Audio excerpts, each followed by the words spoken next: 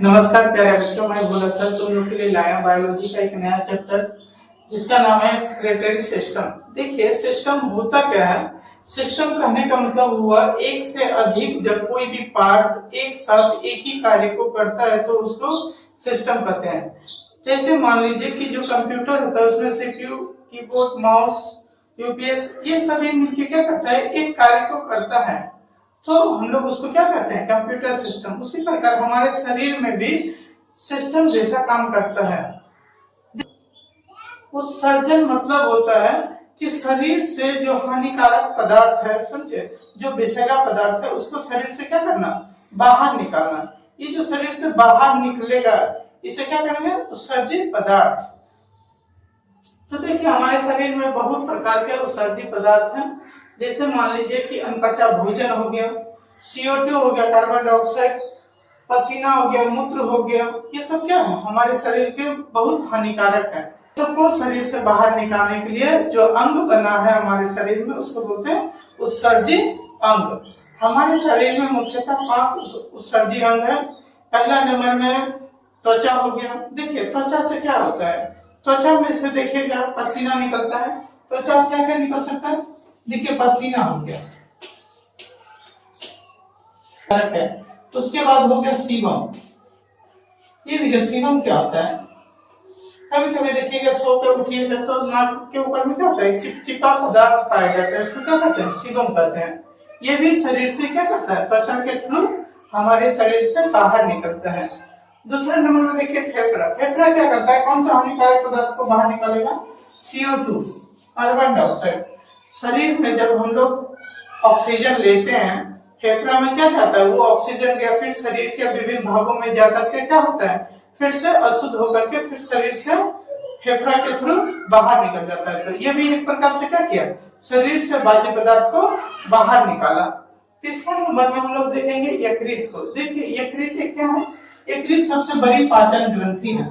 सबसे बड़ी पाचन ग्रंथि का क्या नाम है, यकृत। क्या करता है, हमारे शरीर में अति हानिकारक पदार्थ होता है जिसका नाम है अमोनिया। अमोनिया को क्या करता है, ये यूरिया में बदल देता है।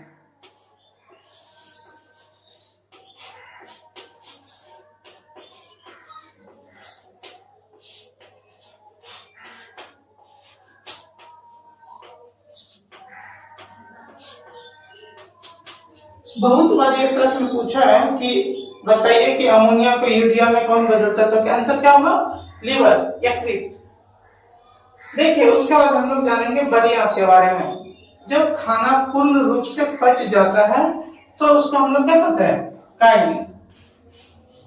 काइल क्या करता है, शरीर के पचे हुए भाग को क्या करना, एनेक्स के सहायता से शरीर से जो बाहर निकलता है, ये भी एक प्रकार का क्या है, बाह्य पदार्थ है। अगर शरीर में बाह्य पदार्थ काइल के रूप में रहेगा तो बीमारी फैलना शुरू हो जाएगा। तो काइल को क्या करता है, बरियात एनेक्स की सहायता से शरीर से बाहर निकालता है।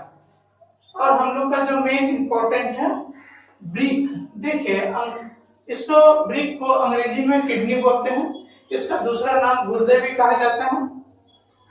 ये जो गुर्दे हैं हमारे शरीर में 2 किडनी पाए जाते हैं। दायां किडनी क्या होता है, लीवर के कारण थोड़ा सा नीचे धसा हुआ रहता है। दायां किडनी बाएं किडनी की तुलना में थोड़ा नीचे धसा हुआ रहता है। किडनी में जो फिल्टर होता है वो फिल्टर मूत्र वाहिनी के द्वारा मूत्राशय में पहुंचता है, बनने लगता है तो क्या होता है, आदमी को पेशाब लगता है। तो ये हो गया हमारे किडनी के बारे में। अब हम लोग जानेंगे किडनी के आंतरिक भाग में देखिए कैसे कार्य करता है। तो मान लीजिए ये किडनी है, हमारे शरीर का ये किडनी की संरचना होता है। इसके ऊपर वाले भाग, इसके ऊपर वाले भाग को कॉर्टेक्स कहते हैं और इसके आंतरिक भाग को मेडुला कहते हैं। देखिए अशुद्ध रक्त क्या होता है, रीनल धमनी के सहायता से किडनी में आता है और यहाँ पर क्या होता है, छन करके फिर रीनल शिरा के द्वारा ये शरीर से विभिन्न भागों में चला जाता है। तो एक बार प्रश्न पूछा था कि बताइए सबसे ज्यादा यूरिया कहाँ पाया जाता है, तो यहाँ पर देखिए ये जो रीनल धमनी है इसके सहायता से क्या आता है, अशुद्ध रक्त आ रहा है छनने के लिए किडनी में, तो इसमें एक हाइलम पाया जाता है। Renal hilum. तो रीनल हाइलम पर सबसे ज्यादा यूरिया पाया जाता है। देखिए, जो वृक्क का या किडनी का जो अध्ययन करता है उसे हम लोग नेफ्रोलॉजी कहते हैं। और हमारे शरीर में जो किडनी का वजन होता है वो करीबन 125 से लेकर के 170 ग्राम के बीच में रहता है। और ये जो स्थान होता है, ये जो किडनी हमारे शरीर का है, ये हमारी जो उदर गुहा है, उदर गुहा के ठीक निचले वाला हिस्सा, उसके लास्ट रिब्स में सुरक्षित ढंग से रहता है। और इसका जो आकार होता है वो सेम राजमा जो होता है ना, राजमा के बीच के आकार का होता है। या किडनी के ऊपर में एक झिल्ली पाया जाता है जो उसको आवरण के रूप से ढक कर रखेगा, तो उसको रीनियल कैप्सूल कहते हैं। देखिए, मेनली जो किडनी होता है ये क्या कार्य करता है? किडनी का कार्य है रक्त को क्या करना, रक्त को छानना, शुद्धिकरण नहीं करना। देखिए, रक्त को शुद्ध करना और रक्त को छानने में बहुत अंतर होता है। रक्त को शुद्ध होता है फेफड़ा में, और रक्त छानता कहाँ पे है? किडनी में। किडनी में देखिए रक्त को क्या करता है? रक्त को पुनः अवशोषण भी करता है। तो देखिए बच्चों, हम लोग जानते हैं कि नेफ्रॉन क्या है? नेफ्रॉन वृक्क की रचनात्मक इकाई है, रचनात्मक एवं क्रियात्मक इकाई है। और इसकी एक किडनी में नेफ्रॉन की संख्या करीबन 10 लाख है। एक किडनी में 10 लाख है तो दो किडनी में कितना हो जाएगा? करीबन 20 लाख के करीबन। तो हम और इसके आगे हम लोग क्या जानेंगे कि ये जो किडनी है, ये जो छानने का विधि है, ये किसका अपरोहन विधि द्वारा होता है, जिसको डायलिसिस भी कहते हैं। क्या कहते हैं? डायलिसिस। उसके बाद हम लोग देखिए जानेंगे कि नेफ्रॉन का स्ट्रक्चर होता कैसा है। देखिए, नेफ्रॉन का स्ट्रक्चर कुछ ऐसा ही होता है। इसके ऊपर वाले भाग को देखिए, ये जो ऊपर वाला भाग है, ये जो यू आकार की है, इसको बोलते हैं वोमेन कैप्सूल या वोमेन सपुट भी कहा जाता है। इसके अंदर में एक जालिका रहती है, इस जालिका को क्या नाम दिया गया? ग्लोमेरुलस। यही पार्टिकल क्या करता है?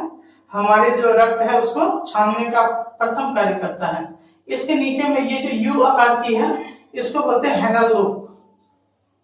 देखिए, एक एक करके हम लोग जानते हैं कि ये कार्य कैसे करता है। ग्लोमेरुलस जो है रक्त को क्या करता है? कण को छानने का काम करता है। जितना भी मान लीजिए रक्त में जितना भी कण आ रहा है उसको क्या करेगा? उसके कणों को छान देगा। वोमेन कैप्सूल क्या करता है? वोमेन कैप्सूल को उस छने हुए पदार्थों को क्या करता है? पुनः अवशोषण करता है। वोमेन कैप्सूल क्या करता है? उसमें से जो यूरिया पदार्थ है उसका दोबारा से छान करके उसको अलग करता है और किसको दे देता है? नेफ्रॉन को दे देता है। नेफ्रॉन क्या करता है? उस यूरिया को मूत्र के सहायता से शरीर से बाहर निकालता है। देखिए, हमारे जो मूत्र है उसमें जल की मात्रा कितनी है? 95% है। और यूरिया की मात्रा कितना है? 2.6%। इसमें लवण भी पाया जाता है जो 2% होता है, और एमिनो अम्ल एक प्रकार का एसिड है जिसकी मात्रा कितनी होती है? 0.3%। देखिए, कभी कभी एग्जाम में प्रश्न भी पूछा जाता है कि मान लीजिए कि मूत्र का पीएच कितना होता है, तो मूत्र का पीएच याद रखेगा। मूत्र का जो पीएच होता है वो 4.8 के करीबन होता है। देखिए, 4.8 करने का मतलब क्या हो गया? एक अम्लीय हो गया। कैसी प्रकृति की होती है? अम्लीय प्रकृति की। देखिए, ये क्या करता है? नेफ्रॉन उस यूरिया को मूत्र के सहायता से हमारे शरीर से बाहर निकालता है। कभी कभी देखिएगा मूत्र का रंग अत्यधिक पीला होता है, तो यह यूरोक्रोम रंजक पाया जाता है मूत्र में। ये भी प्रश्न बहुत बार आ चुका है कि मूत्र का रंग पीला क्यों होता है? यूरोक्रोम के कारण। उसके बाद हम लोग जानेंगे कि नेफ्रॉन में कभी कभी कुछ बीमारियां भी होती है। जैसे मान लीजिए किसी किसी को देखिएगा कि स्टोन हो जाता है किडनी में, कैल्शियम ऑक्जेलेट का बना हुआ रहता है। दूसरा है यूरेनिया। यूरेनिया क्या होता है? यूरेनिया देखिएगा हमारे शरीर में जब अमोनिया की मात्रा अत्यधिक बढ़ जाता है तो इसको क्या बोलते हैं? यूरेनिया नामक बीमारी होता है, अमोनिया की मात्रा बढ़ने से होता है। उसके बाद देखिए एक है गठिया। कभी कभी देखिए हमारे शरीर के जो जोड़ है, जोड़ में क्या पाया जाता है? एक द्रव्य पाया जाता है, एक प्रकार का ग्रीस पाया जाता है जिसको साइनोवियल द्रव्य कहते हैं। ये साइनोवियल द्रव्य क्या होता है? उम्र के बढ़ने के साथ साथ ये साइनोवियल द्रव्य घटना शुरू होता है और क्या बनने लगता है? यूरिक अम्ल। तो जैसे ही देखिएगा बुढ़ापे में यूरिक अम्ल बढ़ जाता है तो क्या होता है? हड्डी से करकराने की आवाज आने लगता है। किडनी का जो है कुछ एडवांटेज भी है। जैसे मान लीजिए ये क्या करता है, ये जहर को निष्क्रिय कर देता है।